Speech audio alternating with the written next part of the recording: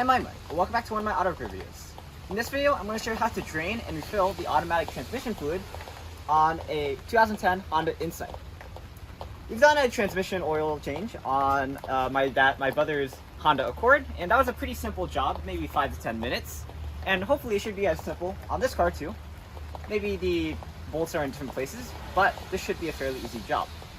Now the reason that we're doing this job is because we were working on this car, and you know, if you're curious, we were working on the on this side of the engine. We were trying to figure out what this engine noise was that came from either the idler pulley or the AC compressor. You can go check out that video if you want to find out more.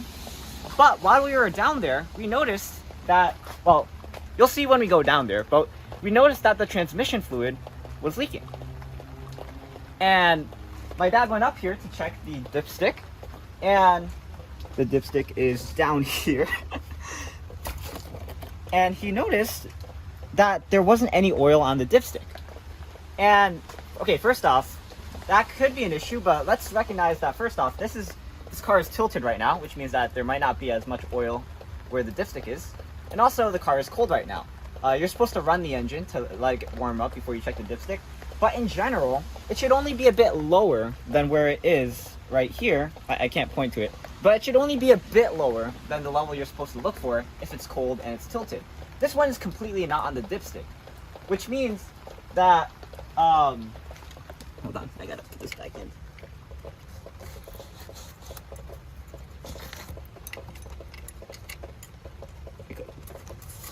Okay. So as I was saying, this is an issue because we don't know how much oil has actually leaked. And that means we have to refill the oil just to see how bad it is.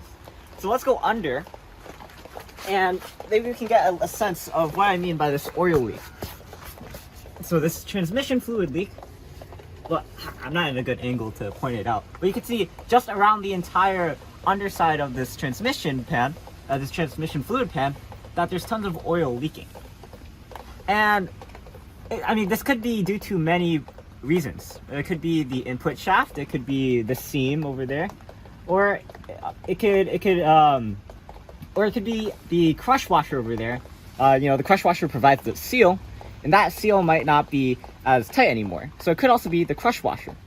Or here's the worst possibility: there's a hairline crack somewhere, and if that's the problem, that's going to be a doozy. But we're going to hope that it's the crush washer that's the problem, because that's an easy job. Alright, so our process to identify where the leak is going to come from is, first we're going to drain and refill the oil.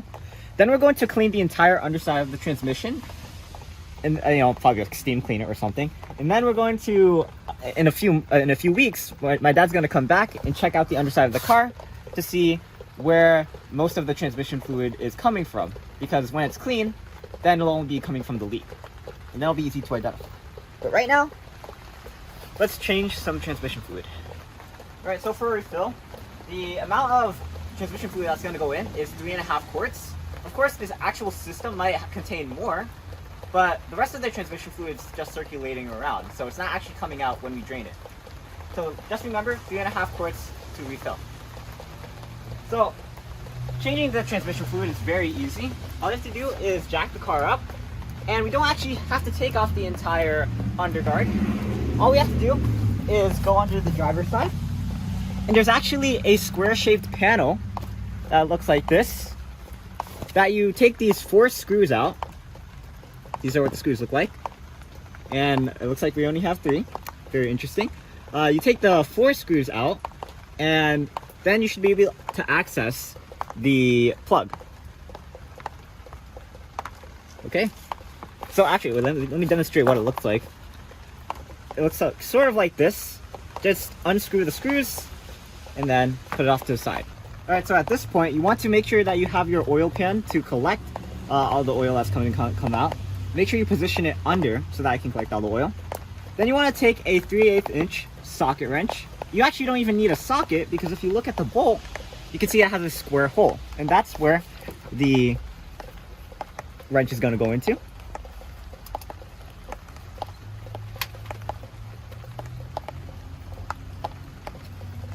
Give me a second, let me just find the hole. There we go. And you might need a hammer to to loosen it. In my case, I think my dad already pre-loosened it for me, so we're just going to loosen it. So now I'm going to make sure I have my pan positioned, and then I'm going to loosen the bolt. So the interesting thing about this bolt is that it actually has a magnetic end at it, a magnetic tip at the end of it that looks black, and you might see some residue on that tip. And that tip is actually magnetic. And the reason it's magnetic is so that I can collect all the metal contaminants that might be inside the automatic transmission fluid. And this is important to clean before you put it back in, because this is, you know, kind of like a filter to prevent all the contaminants.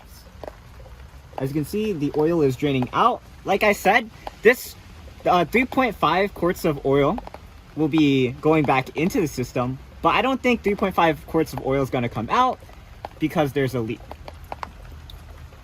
So just let that come out. Oh, it's kind of sloshing out. So while I'm cleaning this, you know, this bolt here, we're going to lower the driver's side of the car so that we can get as much oil out as we can.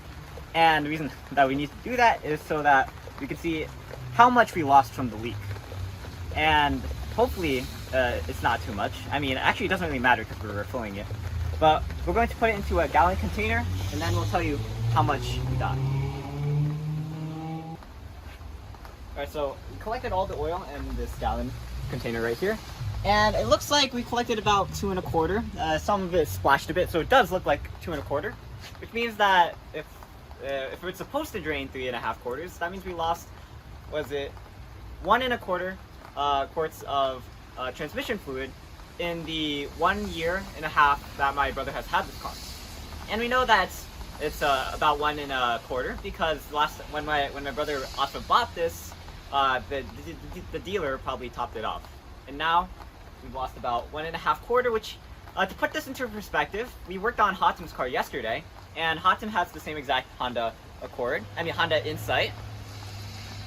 And in the year since that he hasn't replaced the transmission fluid, he only lost about 1/2 quart with no leaks.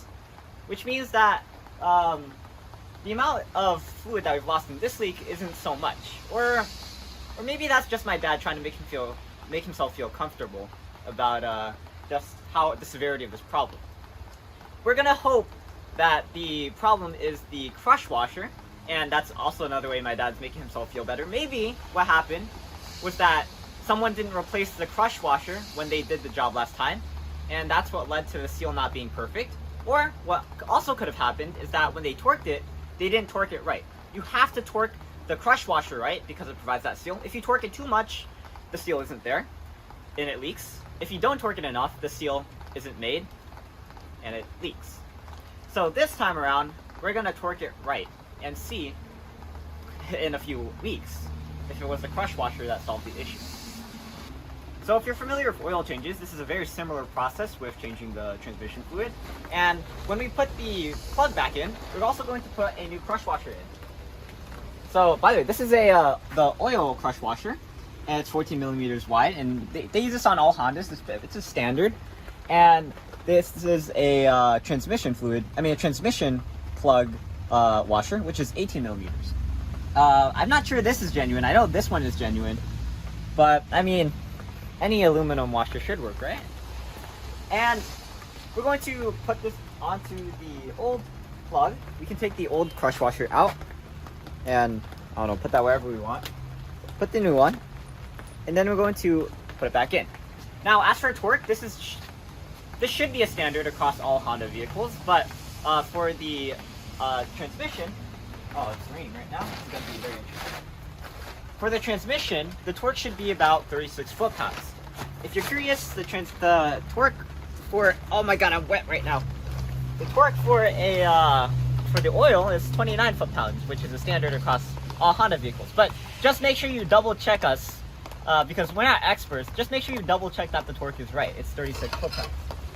So, come down here. Let me move this. Okay. I am so wet right now. So we're going to take the bolt with the crush washer on it, insert it, do it by hand up until you can't turn it anymore. And then you want to take your torque wrench, insert it, and then keep tightening it until you hear that click that the torque wrench usually makes.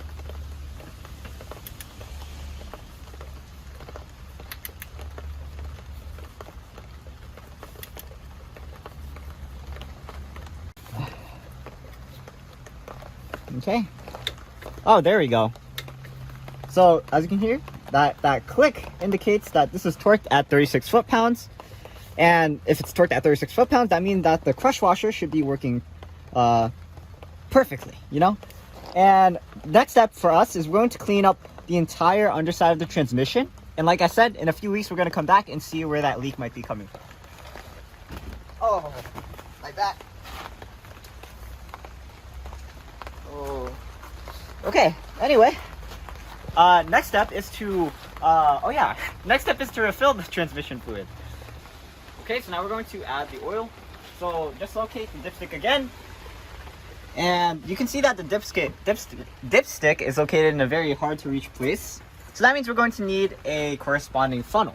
Now, let's say this blue one right here, it might be small enough to fit in there. And granted, it actually does kind of, if you angle it correctly, you can actually get it in there. Can you see? But let's say something like this red funnel, it's a bit too wide and it doesn't go quite as deep as it should. So we can't use this red one. This gray one, this longest one, is probably the best one for this job. So we're just going to put it on top. Okay, make sure it's seated properly. Okay, let me put this dipstick back here so we don't lose it. And here we need to fill it with 3.5 quarts. So we have 3 quarts here, and this is about half, you know, like 500 out of, well, you see the gradations. And we're just going to pour it. So, bombs away.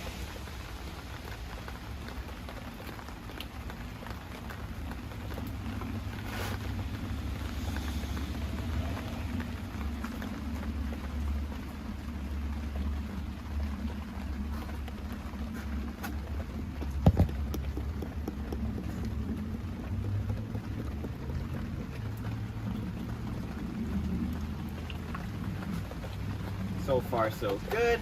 That's one down. Now for the second one. Alright, so now we got the last bottle. We're going to leave a little bit just in case we need to fill more. And there's not really a good way to check this until we bring the car down and we turn the engine on to get the car warmed up. So just leave a little bit in there. I can pour more. Okay. And you should, yeah, we still have a bit left. Okay. So, doesn't look like there's any overflow. I mean, always check for overflow before you take the funnel out. You could have a big mess on your hands if it is overflowing in the funnel. Okay, but you can still check the oil with your dipstick. So, let's get it in there.